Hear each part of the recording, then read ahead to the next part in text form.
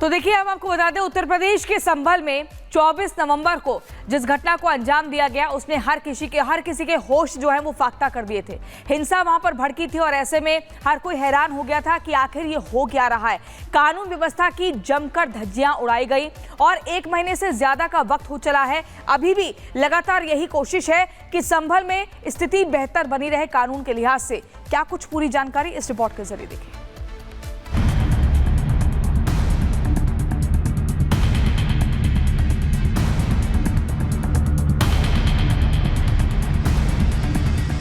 मस्जिद के आगे चौकी, क्या करने वाले हैं योगी? संभल में सीक्रेट प्लान क्या? उत्तर प्रदेश का संभल पिछले कई दिनों से चर्चा का केंद्र बना है और अब योगी सरकार ने ऐसा फैसला लिया जिससे उपद्रवियों की खैर नहीं होगी। जी हां, योगी ने संभल में भारी फोर्स उतार दी है क्योंकि जामा मस्जिद सर्वे के दौरान हिंसा हुई थी, 4 लोगों की जानें गई थी, जिसके बाद अब जामा मस्जिद के ठीक सामने पुलिस चौकी बन रही है। पुलिस ने चौकी बनाने के लिए चूना डालकर निशान भी बना दिए, यानी काम शुरू हो चुका है।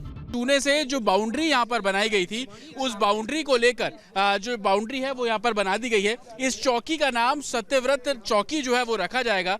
ठीक शाही जामा मस्जिद के सामने ये जो खाली मैदान है वहां पर ये चौकी बनाई जाएगी। शाही जामा मस्जिद के बाहर एक पुलिस चौकी होनी चाहिए और उसी को लेकर अब यहाँ पर जो मैपिंग है वो की गई है। आप ये देखेंगे कि चूने से इस पूरे ग्राउंड में जो एक तरीके से बाउंड्री है वो बनाने की कवायद यहाँ पर शुरू की गई है और इस जगह पर जहाँ पर अभी मैं खड़ा हूँ, यहाँ पर ही पुलिस चौकी बनाने का जो काम है वो पुलिस प्रशासन द्वारा किया जा रहा है।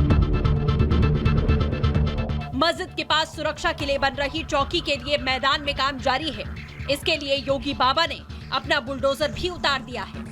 शाही जामा मस्जिद के सामने मैदान में पुलिस चौकी बनाने का काम अब तेजी से किया जा रहा है। आप देख रहे हैं कि छोटी जेसीबी अब यहाँ पर बुलाई गई है और इसके जरिए खुदाई जो है वो मैदान में की जा रही है। अमूमन इससे पहले मैन्युअली खुदाई की जा रही थी जिसमें काफी समय लग सकता था, लेकिन अब प्रशासन द्वारा ये छोटी जेसीबी बुलाई गई है और इसके जरिए इस पूरे इलाके की जो खुदाई है वो की जाएगी। मस्जिद के ठीक सामने पुलिस चौकी बनाए जाने के कदम पर अब मस्जिद पक्ष का बयान आया। संभल की मस्जिद कमेटी के लोगों का दावा है कि जहां पुलिस की ओर से चौकी बनाने की बात की जा रही है वो आधी जमीन वक्फ बोर्ड की है, बाकी की जमीन निजी संपत्ति है। जामा मस्जिद और परिसर और उसके आसपास जो एक मिश्रित आबादी है, सुरक्षा व्यवस्था के लिए यह चौकी अनिवार्य है।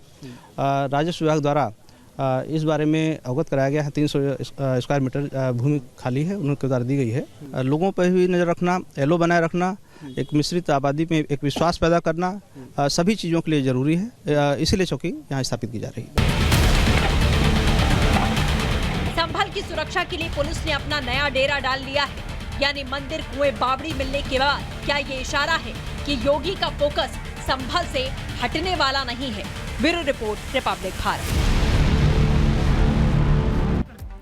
और जतिन संभल से हमारे साथ लाइव जुड़ चुके हैं। जतिन, आज नींव रखी जानी है, भूमि पूजन होना है, किस तरह की तस्वीर आप वहां पर देख पा रहे हैं? इसके साथ ही योगी सरकार ने कहीं ना कहीं एक बार फिर से लाउड एंड क्लियर मैसेज दे दिया है, अपना मोटिव कन्वे कर दिया है कि जो अपराधी हैं उनको बख्शा नहीं जाएगा।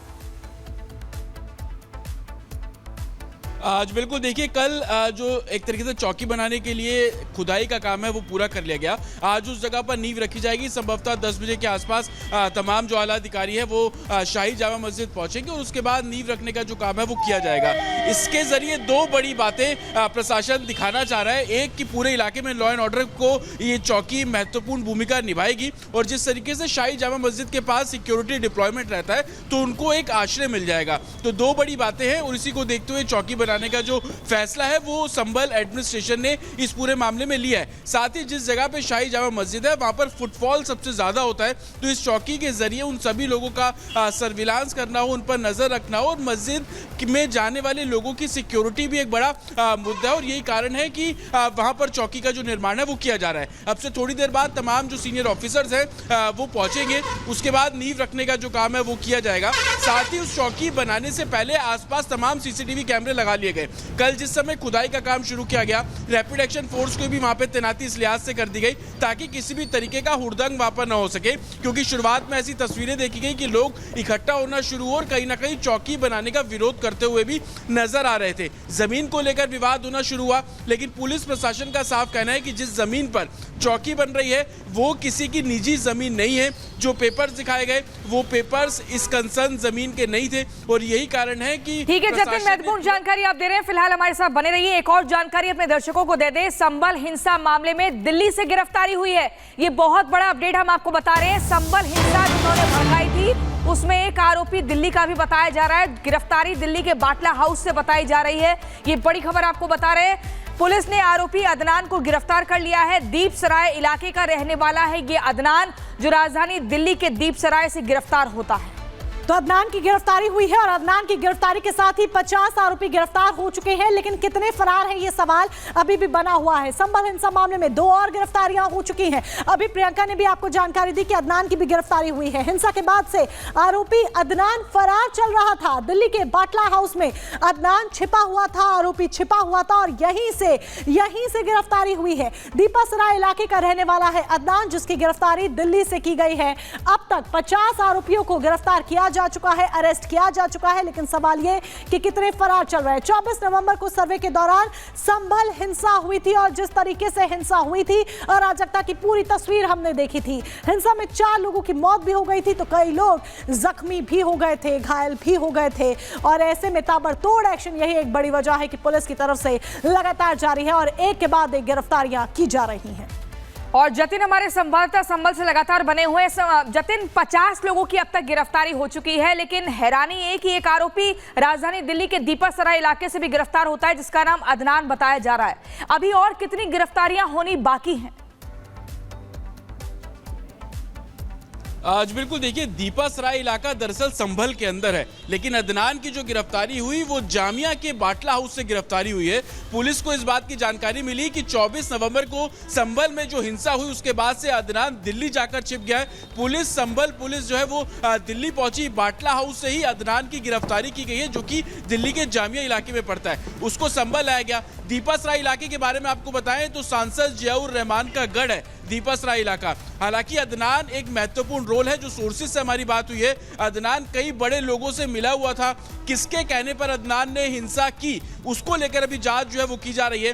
कल जब उसकी गिरफ्तारी की गई तो संभवतः संभल में ही अदनान को लेकर पुलिस पहुंची है। हालांकि यूपी पुलिस का कार्यशैली इस तरीके से है कि पहले जेल भेज देते हैं और जेल भेजने के बाद फिर से रिमांड नोट के जरिए कस्टडी लेगी संभल पुलिस और उस मामले में इन्वेस्टिगेशन करेगी। लेकिन 2 बड़ी बातें इसमें निकलकर सामने आई कि हिंसा का आरोपी दिल्ली के जामिया स्थित बाटला हाउस में जाकर छिप जाता है। वहां से संभल पुलिस तकरीबन 1 महीने बाद गिरफ्तार करती है। किनके संपर्क में था, इसको लेकर संभल पुलिस के पास बड़ी लीड है, जिसमें शाही जामा मस्जिद के कुछ लोगों का नाम भी सामने आ रहा है। हालांकि वो जानकारी जैसी ऑफिशियल होगी तो हम अपने दर्शकों को भी बताएंगे। और दीपा सराय इलाका, जिसका मैं जिक्र लगातार कर रहा हूँ, वो बिल्कुल दीपा सराय इलाके से अदनान की गिरफ्तारी हुई है। जतिन, तमाम जानकारी के लिए बहुत बहुत शुक्रिया आपका।